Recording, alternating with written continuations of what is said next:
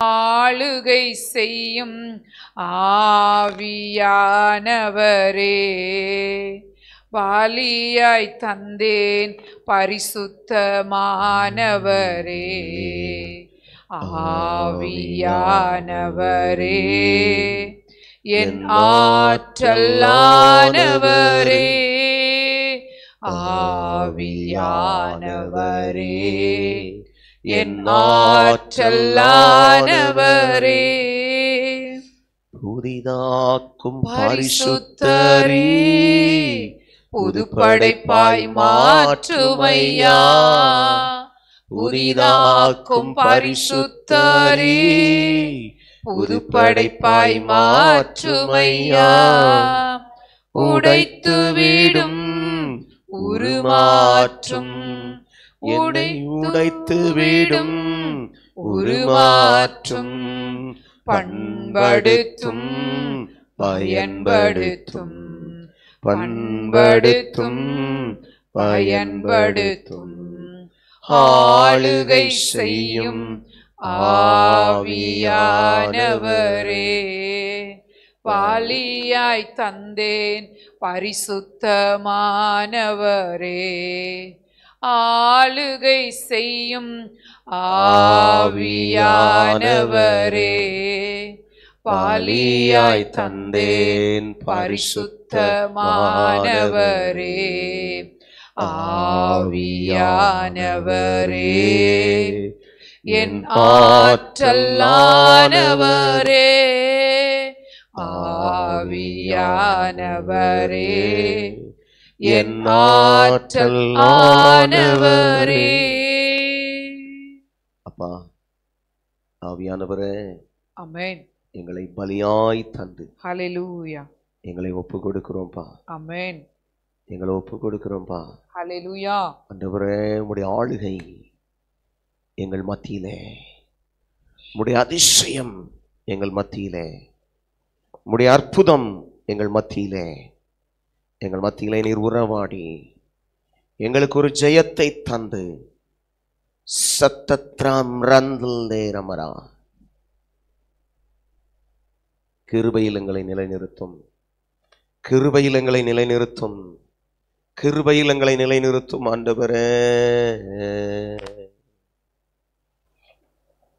பாவி என் மீது ஏனுந்த அன்பு ஒன்னும் புரியலையே, சித்தம் என் மீது வைத்திட்ட பின்பும் வாழ தெரியலையே. பாவி என் மீது ஏனுந்த அன்பு ஒன்னும் புரியலையே, சித்தம் என் மீது வைத்திட்ட பின்பும் வாழ தெரியலையே, இன்னும் வாழ தெரியலையே. தேவனே ஜீவனே, தேவனே என் ஜீவனே, இயேசுவே வழி சத்தியமே. தேவனே என் ஜீவனே, தேவனே என் ஜீவனே, இயேசுவே வழி சத்தியமே. மண்ணான மனிதன் நான், என்னால் ஏதும் ஆகுமா? மண்ணான மனிதன் நான், என்னால் ஏதும் ஆகுமா? உம் பிள்ளையாய் நான் வாழ கூடுமா? உம் பிள்ளையாய் நான் வாழ முடியுமா? பாவி என் மீது எந்த அன்பு ஒன்னும் புரியலையே, சித்தம் என் மீது வைத்திட்ட பின்பும் வாழ தெரியலையே, இன்னும் வாழ தெரியலையே. பாவி என் மீது எந்த அன்பு ஒன்னும் புரியலையே, சித்தம் என் மீது வைத்திட்ட பின்பும் வாழ தெரியலையே, இன்னும் வாழ தெரியலையே. உன்னத தேவன் நீர் என்னை தேடலாகுமா? உன்னத தேவன் நீர் என்னை தேடலாகுமா? உம்மோடு நான் வாழ முடியுமா? உம்மோடு நான் வாழ கூடுமாம்? உன்னத தேவன் நீர் என்னோடு தேடலாகுமா? உன்னத தேவன் நீர் என்னை தேடலாகுமா? உம்மோடு நான் வாழ முடியுமா?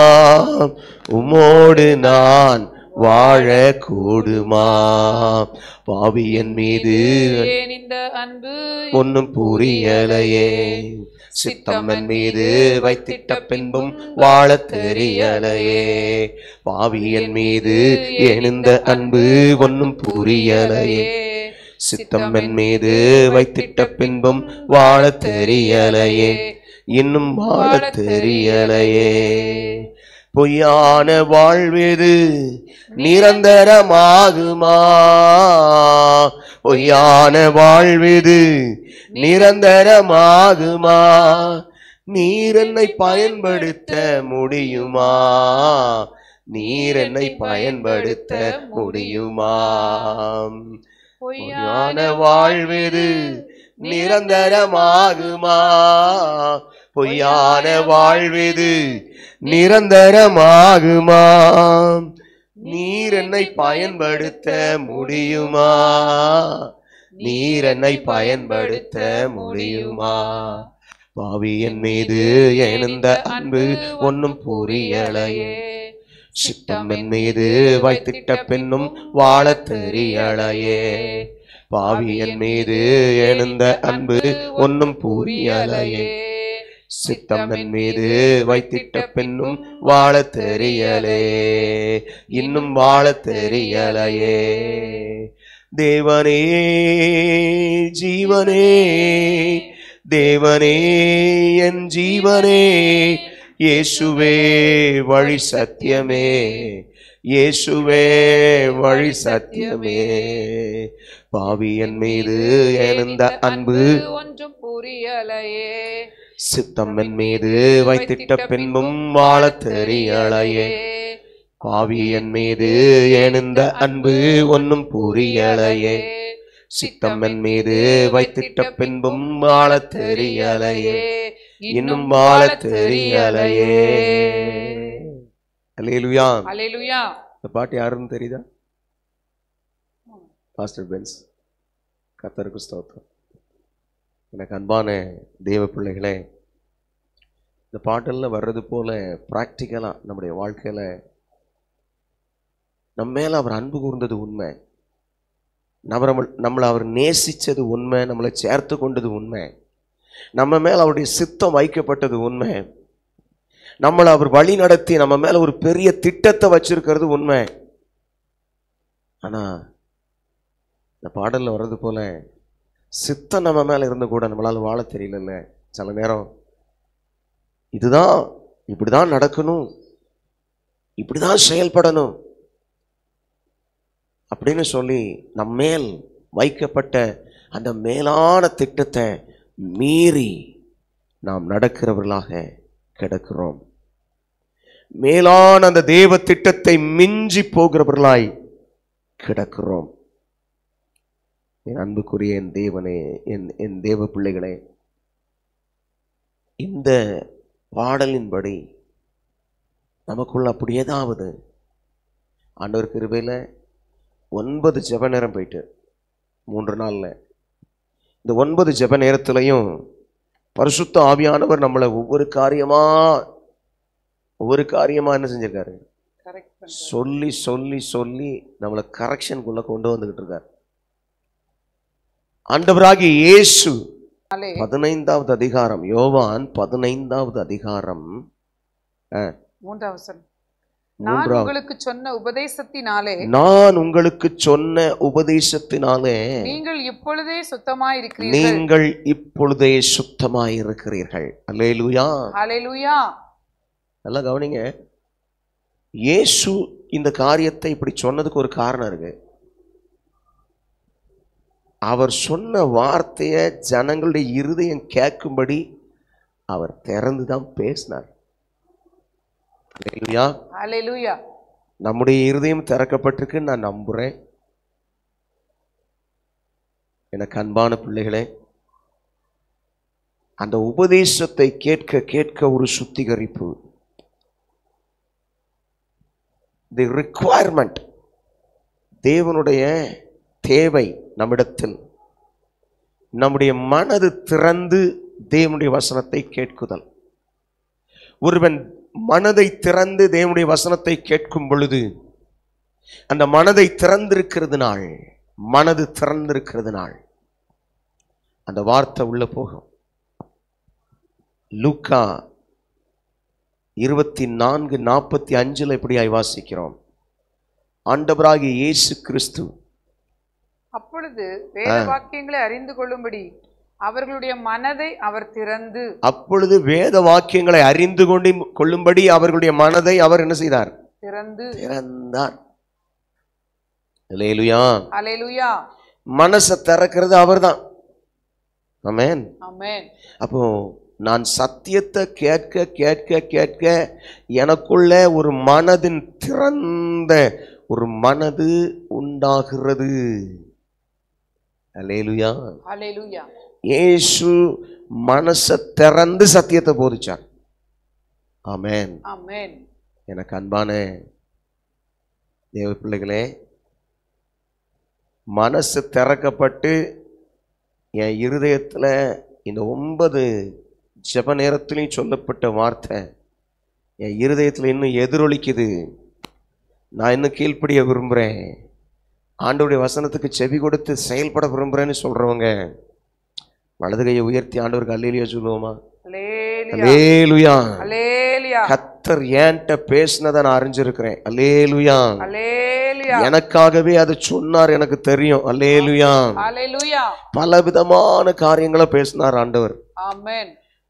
ஒரு நேரம் கம்ஃபர்ட் பண்ணி பேசினார், பல நேரம் நம்மளை கரெக்ட் பண்ணி பேசினார், ஒரு நேரம் ஆசீர்வாத வசனத்தை பேசினார், நம்மளை சரிபடுத்தும்படி சீர்படுத்தும்படி அவருடைய வார்த்தைகள் எல்லாம் வந்தது. அல்லேலூயா, அல்லேலூயா. அந்த வார்த்தைக்கு எத்தனை பேர் செவி கொடுக்க ஆயத்தமா இருக்கிறீங்க? நான் ஒரு சில பிரேயருக்கு தான் வந்திருக்கிறேன், ஆனால் என்கிட்ட ஆண்டவர் பேசினார்னு சொன்னாலும் ஆண்டவற்றை வலது கையை உயர்த்தி எஸ் லார்ட் ஐ ரிசீவ், நான் அதை பெற்றுக்கொள்கிறேன். ஆண்டவரே, இந்த உபதேசத்தை சொன்னதினால், இந்த உபதேசத்தை கேட்டதினால், அழகா இருக்கு இந்த இந்த உபதேசத்தினாலே நீங்கள் இப்பொழுதே சுத்தமாய் இருக்கிறீர்கள். ஆமென், ஆமென். உபதேசத்தினால் சுத்திகரிக்கப்படுதல். ஆமென், ஹல்லேலூயா. உபதேசத்தினால் சுத்திகரிக்கப்படுதல். இன்னைக்கு ரொம்ப மாடர்ன் ஆகிட்டே வருது கிறிஸ்டியன் ப்ரீச்சிங்ஸ். எனக்கு அது பார்க்கும் பொழுது ரொம்ப கஷ்டமா இருக்கு ஆக்சுவலா. ஏன் தெரியுமா? 30 செகண்டு, 1 நிமிஷம் இப்படி சுவிசேஷத்தை சொல்றேன்னு சொல்லி பேர்ல செய்யறாங்க. அவங்க செய்யறதுக்கு காரணம், ஜனங்கள் அதுக்கு மேல அட்டென்ஷன் கொடுக்காத ஒரு நிலையில ஒரு காலத்துக்குள்ள வந்திருக்கிறோம். ஜனங்கள் அந்த வசனத்துக்கு வாஞ்சையாய் யார் மணிக்கணக்கா உட்கார்ந்த ஆராதனையில் இருக்கிறது இப்படி சொல்ற ஒரு காலத்துக்குள்ள இந்த ஜெனரேஷன், ஐ திங்க் ஜெனரேஷன் எக்ஸ்ன்னு நினைக்கிறேன் அந்த பேரு, 2000 இயர்ஸ்க்கு அப்புறம், 2000க்கு அப்புறம் பிறந்த பிள்ளைகளுடைய நிலைமை இது. This is what is happening, நடந்துகிட்டு இருக்கு. அதனால தான் ஷார்ட்ஸ் வீடியோ எல்லாம் வருது. ஃபர்ஸ்ட் 30 செகண்ட் தான், அப்புறம் 1 நிமிஷம் தான், இப்போ 3 நிமிஷம் வரைக்கும் கொண்டு போயிருக்கான். பட் ஸ்டில் எனக்கு அன்பானவர்களே, நம்முடைய ஆதி தகப்பன்மார் தாய்மார் அவங்க என்ன செஞ்சாங்க தெரியுமா? மணிக்கணக்கா தேவ சமூகத்தில் விழுந்து கிடந்தாங்க. பிரசங்கியார் பிரசங்க பீடத்தில் ஏறி பேச ஆரம்பிச்சாருன்னா 3 மணி நேரம் 4 மணி நேரம் பேசுவார்.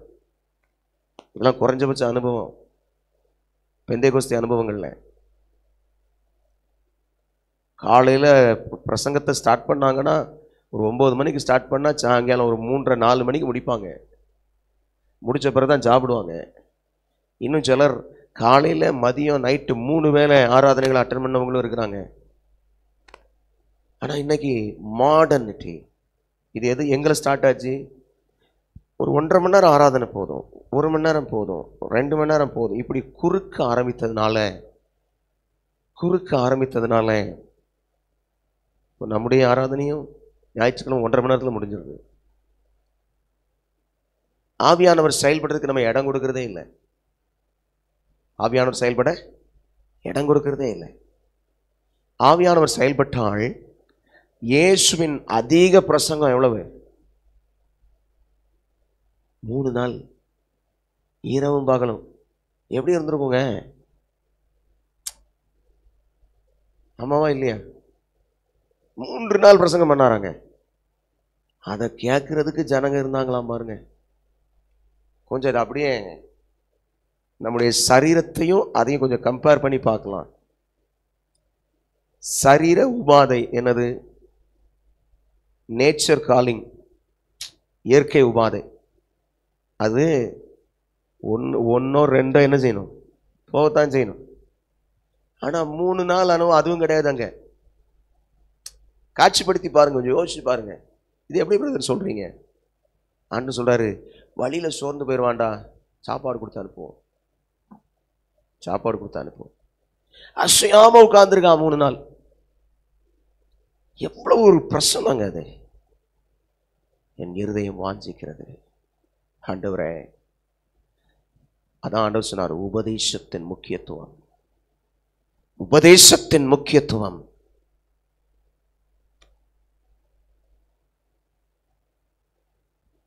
ஆண்டவரே என்கிட்ட பேசுங்கன்னு ஒருத்தர் காத்திருந்தா கண்டிப்பா பேசுவாருங்க. அதுவும் பாருங்க, அந்த வசனம் சொல்லுது, சாப்பிட்டு திருப்தியான புருஷர் மாத்திரம் 5000 பேர்னு எழுதியிருக்கு. நம்ம ஊர்ல இந்த நாட்கள்ல எந்த சர்ச்சுக்கு போனாலும் ஆண்கள் கூட்டத்தோட பெண்கள் கூட்டம் அதிகமா இருக்குமா?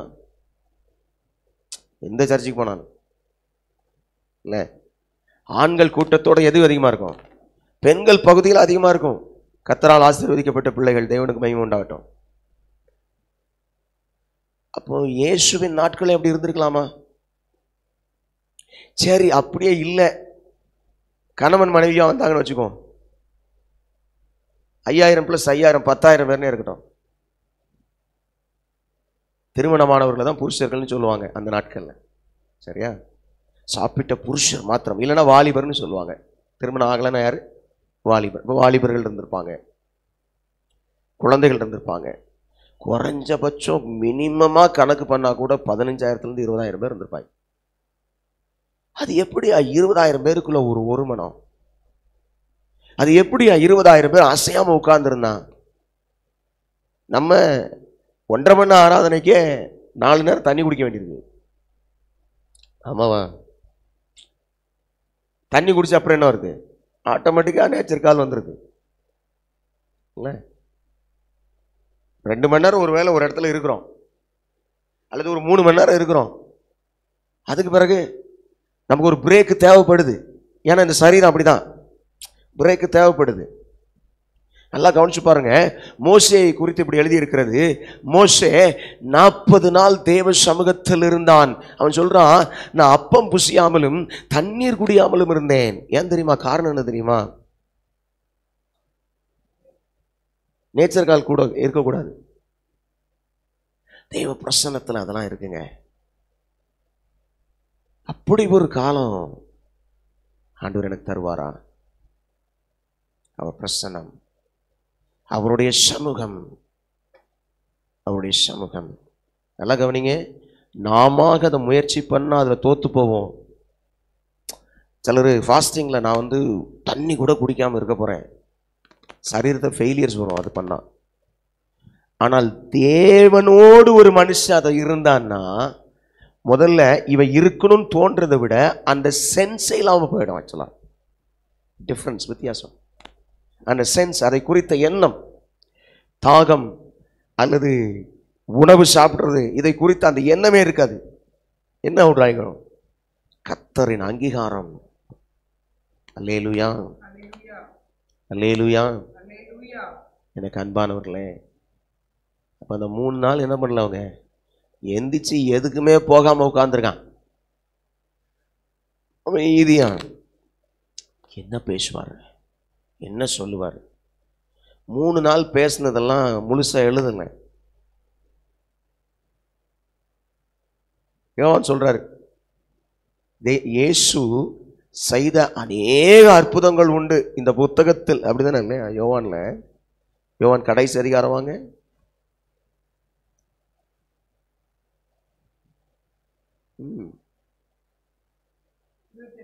25வது வசனம். இயேசு செய்த வேறு அநேக காரியங்களும் உண்டு. அவைகளை ஒவ்வொன்றாக எழுதினாள். எழுதப்படும் புஸ்தகங்கள் உலகம் கொள்ளாதென்று எண்ணுகிறேன். ஆமென். அப்ப நிறைய விஷயம் எழுதப்படல. கரெக்டா? மலைப்பிரசங்கத்திலேயே ரத்தின சுருக்கமா தான் அந்த 3 அதிகாரம் இருக்குது. அப்ப இயேசுவின் பிரசங்கங்கள், அநேக பிரசங்கங்கள் எழுதப்படல. இயேசுவின் செயல்கள், அற்புதங்கள், அநேக அற்புதங்கள் எழுதப்படல. இயேசு செய்த அநேக காரியங்கள், அப்படின்னு சொல்ல அநேக காரியங்கள் உண்டு, அநேக காரியம். ஓஹோ, அப்ப 3 நாள் என்ன பேசினார்? அந்த 20,000 பேர்கிட்ட அவர் மத்தியில் அவர் பேசுறார். 20,000 பேர் மத்தியில் இயேசு பேசுறார். அந்த 20,000 பேர் மத்தியில் இயேசு பேச பேச பேச அவங்களுக்குள்ள ஒரு அனல் மூண்டது. அல்லேலூயா. வசனத்தை கேட்டுட்டு திரும்ப போறையில சோர்ந்து போயிடக்கூடாதுப்பா அப்படின்னு சொல்லித்தான் அவர் என்ன செஞ்சார்? சாப்பாடு கொடுத்தார். அல்லேலூயா. 3 நாள்னா எத்தனை மணி நேரம் வரும்? 72 மணி நேரம். 72 மணி நேரம். இயேசு 72 மணி நேரம் தொடர்ந்து பிரசங்கம் பண்ணணும்னா யோசிச்சு பாருங்க. அவருடைய பலன், ஆவியின் பலன். 72 மணி நேரம் 20,000 பேருக்கு கேட்கிறபடி பிரசங்கம் பண்ணணும். சரி, 20,000 வேண்டாம்பா, அங்க சொல்லியிருக்கிற 5,000 பேருனே வச்சுக்கோங்க. கண்டிப்பா இருந்திருப்பாங்க கூட. அங்க சொல்லி இருக்கிற 5,000 பேருக்கு இன்னைக்கு இந்த 100 பேர் மத்தியில பேசுறதுக்கே மைக்கு தேவைப்படுது இல்லையா? ஒரு 50 பேர் மத்தியில பேசுறதுக்கே மைக்கு தேவைப்படுது. எவ்வளவு நேரத்துக்கு? ஒரு 2 மணி நேரத்துக்கு, 1.5 மணி நேரத்துக்கு. இல்லைன்னா தொண்டையை மட்டும் இந்த 3 நாள் தொடர்ந்து பேசி தொண்டையை பிடிச்சிருக்கு. அப்ப அங்க எப்படி நடந்துச்சு? கொஞ்சம் சிந்தனையில கொண்டு வந்து பாருங்க. சத்தமா தான் பேசியிருப்பார். ஆமா, சத்தமா தான் பேசியிருப்பார் இல்லையா? எல்லாருக்கும் கேட்கணும். அப்போஸ்தலர்கள் 2வது அதிகாரத்தில் வாசிக்கிறோம். பேதுரு எழும்பி பிரசங்கம் பண்ணாராம். அப்போஸ்தலர் 2வது அதிகாரம்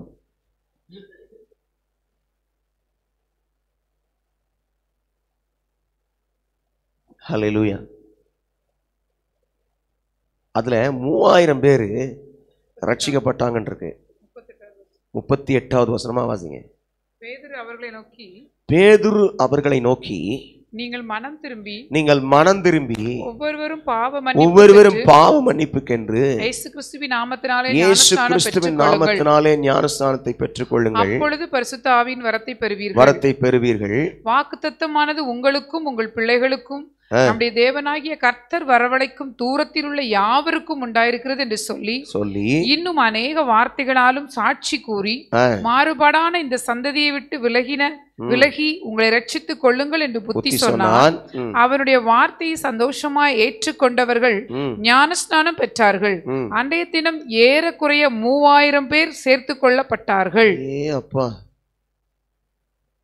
ஒரே பிரசங்கம் 3,000 பேர்.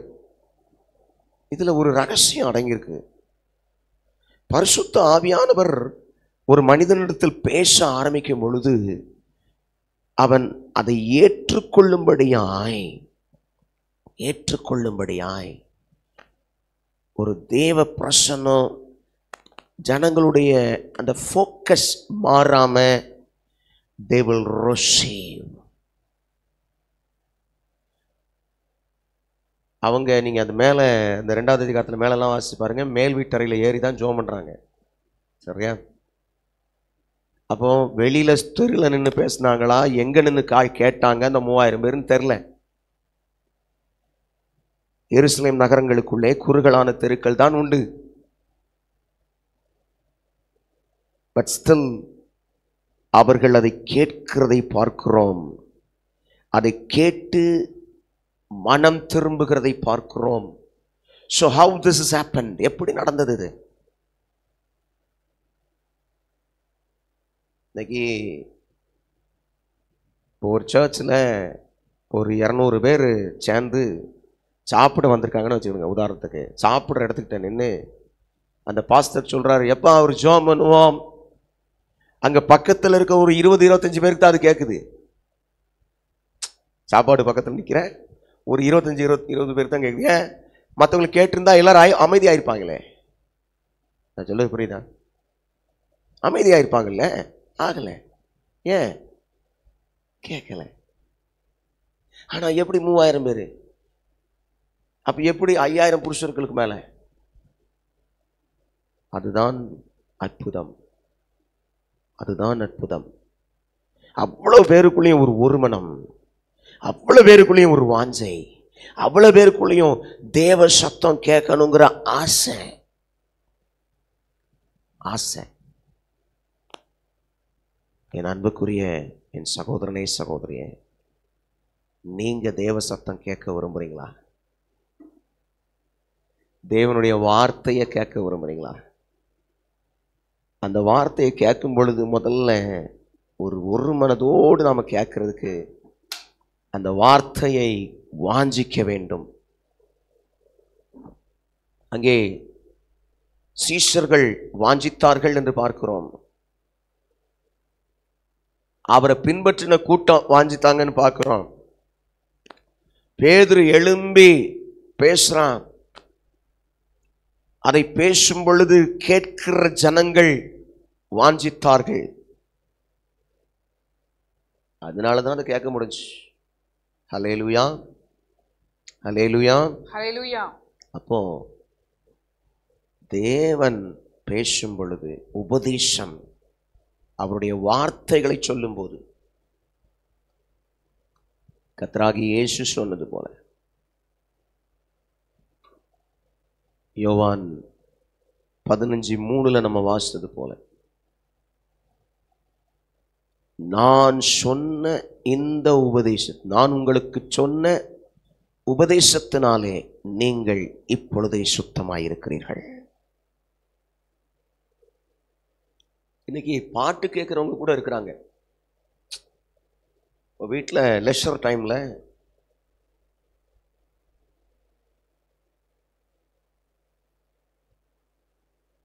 பாடலை கேட்கும்படி தன்னுடைய இருதயத்தை திருப்பினவர்கள் உண்டு. ஆனா யூடியூப்ல பாட்டு கேட்கறத விட வசனத்தை கேட்கறவங்க குறைவு. நீங்க போய் யூடியூப்ல கிறிஸ்டியன் தமிழ் சாங்ஸ் எல்லாத்தையும் அடிச்சு பாருங்களேன், அநேகர் பார்த்ததாக அது காட்டும். வசனம் பேசுறது மிஞ்சி போச்சுன்னா, அதுவும் 7 நிமிஷம் 5 நிமிஷம் கட் பண்ணி போட்டா அது வேணா 1,00,000 வியூஸ் வேணா போயிருக்கலாம். நல்ல ஒருவேளை நல்ல ஓரளவுக்கு ரீச் ஆன நல்ல பிரசங்கியார்கள், அவருடைய ஆராதனை வருது யூடியூப்ல. நம்ம ஆராதனை போறது போலவே அவங்க ஆராதனையும் வருது. அதுல அதிகப்படியா ஒரு 65,000 70,000 பேர் பார்க்குறாங்க. ஃபுல்லா பார்ப்பாங்களான்னு தெரியாது, ஸ்டாட்டிஸ்டிக்ல நமக்கு தெரியாது அது. அப்ப பாருங்க, தேவனுடைய ஆராதனைக்கும் தேவனுடைய வார்த்தைகளுக்கும் முக்கியத்துவம் கொடுக்கிற காலம் இல்லை. ஒரு வேதனையான சம்பவம் இது. நாம ஜெபிக்க வேண்டிய ஒரு முக்கிய ஜெப குறிப்பு இது. ஆக்சுவலா ஆவியானவர் என்னை இனிமே பிரசங்கத்துக்குள்ள நான் கொண்டு போவேனான்னு தெரில. இவ்வளவு நேரம் உபதேசத்தை சொல்லியாச்சு, சொல்ல வேண்டியதெல்லாம் ஜெபம் பண்ண போறோம். எப்படி செய்வோம்னு தெரியாது. ஆண்டவர் அடுத்து இன்னைக்கு இப்போ இந்த ஜெபத்துக்கு நேரம் நடத்த விரும்புகிறார். அடுத்தடுத்த காரியம் எப்படி கொண்டு போவார் தெரியாது. நான் இங்கே வரும்போதே எனக்கு ஆண்டவர் சொன்ன வார்த்தை, இந்த உபதேசத்தினால், நான் உங்களுக்கு சொன்ன உபதேசத்தினால் நீங்கள் இப்பொழுது சுத்தமாக இருக்கிறீர்கள். அந்த உபதேசத்தை கேட்ட ஒவ்வொருத்தருக்குள்ளேயும் ஒரு சுத்திகரிப்பு உண்டாயிற்று. இது என்னுடைய வார்த்தை இல்லை, இது ஆண்டவர் சொன்னது. நீங்களும் விசுவாசிங்க, உங்களுக்குள்ள ஒரு சுத்திகரிப்பு உண்டாயிற்று. ஆண்டவர் என்ன செய்ய விரும்புகிறார்? ஆண்டவர் ஜெபிக்கும்படி சில காரியங்களை என் இருதயத்தில் ஏற்கனவே போட்டுறார். நான் அதுக்காக ஜெபம் பண்ணணும்னு விசுவாசிக்கிறேன். அதனால ஒவ்வொரு குறிப்பா நல்லா கவனிங்க. நாம் இந்த உபவாச ஜெபத்தில் எந்தெந்த குறிப்பு சொல்றோமோ, நீங்க ரத்தின சுருக்கமா ஜெபம் பண்ணாலும் பரவாயில்ல, இல்லை ஆவியானவர் நடத்துறபடி நீண்ட ஜெபம் பண்ணாலும் பரவாயில்ல, ரெண்டுலையும் எதுனாலும் பரவாயில்ல. ஆனால் எந்த குறிப்பு இருக்கிறதோ அந்த குறிப்பை மையப்படுத்தி அதற்காய் ஜெபிக்க வேண்டும். சரியா? ஒரு சில காரியங்களை வச்சு நாம ஜெபம் பண்ண போறோம். அதுல இப்போ நமக்கு ஆண்டவர் சொன்ன காண்பித்து கொடுத்த வசனம் கிடையாத பஞ்சகாலம்னு பைபிள்ல தீர்க்க தரிசனம் இருக்கு. புதிய ஏற்பாட்டில் ஒரு தீர்க்க தரிசனம் இருக்கு. அதுல கிளவிகள் பேச்சுக்கும் கட்டுக்கதைகளுக்கும் சாய்ந்து போகிற காலம். ஒருத்தர் கதை விட்டு பேசினா அதை கேட்கிறான், என்ன அழகா பேசுறாருனே அப்படின்ட்டு. அங்கே மார்ஸ் மேடைன்ற இடத்துல பவுல் பிரசங்கிக்கும் போது, இவன் புதுசா ஏதோ பேசுறான் கேட்போம் அப்படின்னு சொல்லி கேட்டானுங்க. ஆனா நிறைய மனம் திரும்புதல் அங்க உண்டாகல. ஆவியில வைராக்கியம் கொண்டு பவுல் பிரசங்கித்த போது அதுல ரட்சிக்கப்பட்டவர்கள் தனியா கொண்டு போயிட்டான் பவுல். இன்னைக்கும் அந்த மாதிரி தான் இருக்கு. நாம ஒரு பாரத்தோட வாஞ்சையோட அந்த காரியங்களுக்கெல்லாம் சொல்லி நாம ஜெபிக்கலாம். சங்கீதம் 68வது சங்கீதம். ஆண்டவர் வசனம் தந்தார், ஆண்டவர் வசனம் தந்தார், அதை பிரசித்தப்படுத்துகிறவர்களின் கூட்டம் மிகுதி. அதை பிரசித்தப்படுத்துகிறவர்களின் கூட்டம் மிகுதி. ஹல்லேலூயா. இந்த காலம் குறைஞ்சிக்கிட்டே வருது. இந்த காலம் குறைஞ்சிக்கிட்டே வருது. எனக்கு அன்பான என் சகோதரனே சகோதரி, அந்த வசனத்துக்கு வாஞ்சையாய் செவி கொடுக்கும்படி ஆண்டவர் வசனம் தந்தார். இயேசு சொன்னார், அறுப்புக்கு தமது அறுப்புக்கு வேலையாட்களை அனுப்பும்படி, எஜமான் வேலையாட்களை அனுப்பும்படி. லூக்கா எழுதின சுவிசேஷம் 10வது அதிகாரம் 2வது வசனம். லூக்கா 10:2. அப்பொழுது அவர் அவர்களை நோக்கி, அறுப்பு மிகுதி, வேலையாட்களோ கொஞ்சம். ஆகையால் அறுப்புக்கு எஜமான் தமது அறுப்புக்கு வேலையாட்களை அனுப்பும்படி அவரை வேண்டிக் கொள்ளுங்கள். We need more servant of God. தேவனுடைய ஊழியக்காரர்கள் வேணும். தான் தோன்றித்தனமாய் ஏற்படுத்தப்பட்டவர்கள் அல்லது ஏற்படுத்தி கொண்டவர்கள் இருக்கிறார்கள். அது நமக்கு தேவையில்லை. நமக்கு வேண்டியது தேவனால் அனுப்பப்படுகிற ஊழியக்காரன். கர்த்தராகிய இயேசு கிறிஸ்துவினால் நாங்கள் ஹைதராபாத்தில் கடந்த எங்களை இங்க கொண்டு வந்து விட்டார், அனுப்பினார். இந்த மாதிரி அனுப்பப்பட்ட எத்தனையோ மறைந்திருக்கிற தேவ ஊழியர்கள் உண்டு.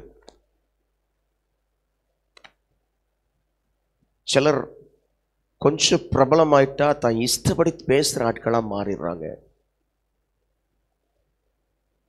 வசனத்தை பிரசங்கிக்கிறவன் வேணும். தேவனுடைய வார்த்தையா பிரசங்கிக்கிறவன் வேணும். அந்த வார்த்தையை கேட்கும்போது ஜனங்களுக்குள்ள ஒரு பெரிய அசைவு, ஒரு பெரிய மாறுதல் உண்டாகும். இந்த குறிப்புக்காக வசனம் கேட்கிற ஆட்கள் இருதயம் திறக்கப்பட்டு வசனத்தின் மேல் கவனம் செலுத்தணும். இது ஒண்ணு. வசனத்தை வசனமா பிரசங்கிக்கிற ஒரு தேவ மனிதன், தேவ மனுஷி, நிறைய அழகா தேவனுக்காக ஊழியம் செய்கிற பெண்கள் ஆண்டவர் எழுப்பியிருக்கிறார். தேவனுக்கு மகிமை உண்டாகட்டும். இன்னும் அநேகரும் எழுப்பணும். அநேக பெண்கள் எழும்பணும், அநேக வாலிபர் எழும்பணும், வாலிப தங்கச்சிமார் எழும்பணும், சிறு பிள்ளைகள் தீர்க்க தரிசனம் சொல்லுவார்கள் என்று எழுதியிருக்கிறார். ஸோ இதெல்லாம் தான் வச்சு நாம இப்போ ஒரு சிலர் இந்த 2 காரியங்களை கருத்தா வச்சு ஒரு 2 பேர் ஜெபம் பண்ணிட்டு ஆண்டவர் அடுத்து என்னென்ன போடுறாரோ ஜெபத்துல நாம் அதுக்கு நேர போவோம். என்ன இந்த காரியங்களை மனசுல வச்சுங்க. 2 விஷயம். ஜனங்களின் இருதயம் வசனத்தின் மேல் வாஞ்சை குறைஞ்சிட்டு வருது, அது மாறணும். தேவனுடைய வார்த்தைகளை கேட்கணும். 2வது, வசனத்தை வசனமா பிரசங்கிக்கிறவன், கதை விடுறவங்க இல்லை, சும்மா கதையா பேசுறோம், வசனத்தை விட்டுருவாங்க. எனக்கு வாட்ஸ்அப்ல இப்படி ஒன்று வந்துச்சு, இது நடந்துச்சு. நான் யாரையும் குறை சொல்லி பேசுகிற ஆள் கிடையாது, தயவு செய்து புரிஞ்சுக்கோங்க. இருதயத்தில் இருக்கிற வேதனை. வசனத்தை பேசுறவனை கேட்கறதுக்கு ஆட்கள் இல்லை, அதுவும் மாறணும். ஆண்டவர்ட்ட வாஞ்சையா இதை வச்சு ஜெபம் பண்ணலாம்.